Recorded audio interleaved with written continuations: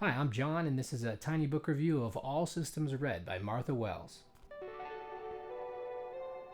All Systems Red is a sci-fi novella that follows a security android who has called himself Murderbot. He's hacked his governor module and essentially given himself free will. So it seems like he already had sentience, which I think brings up the question if all androids in this probably have sentience, but they don't have free will. But he gives himself free will, and mostly he uses it to watch TV. He kind of has to still do what he's supposed to do, otherwise he'll get found out and then they'll erase him. So to avoid that, he just pretends to not have free will and watches a bunch of TV. He's tasked with protecting a group of people on a planet, surveying a planet, but to be honest with you, that's kind of the least interesting part of the story. I think he is by far the most interesting part of this. Honestly, right off the bat, the thing that I dislike about it most is I just wish you had more time with this character.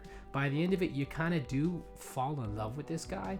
He's ridiculously relatable because he's an android and it's supposed to be surprising that he has sentience. It makes you examine his sentience, and in doing so, you examine your own. So he's like super anxious and super annoyed with being around people, but then he has kind of an affection for people.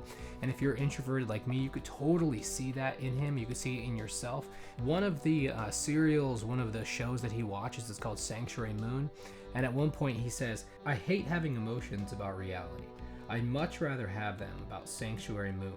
Little lines like that, you hear that and you're like, oh yeah, that's exactly right. How many of us are so much more comfortable with fake conflict than with real conflict? There's just something about his awkwardness and his introversion combined with his extreme lethality and his assertiveness in times of distress that are just kind of super charming, and by the end of it you kind of just fall in love with the guy. So the way I write books is 4 and up. I would recommend that anybody read that. 3 to 4, I'd recommend that someone interested in that particular genre or something about the book to read it, and then anything below 3 I basically recommend that nobody reads. I would probably give this book like a 3.6. Basically what that means is if you like sci-fi, you're definitely going to like this book. If you like novellas, you're definitely going to like this book. If you like kind of semi-humorous writing, you're definitely going to like this book.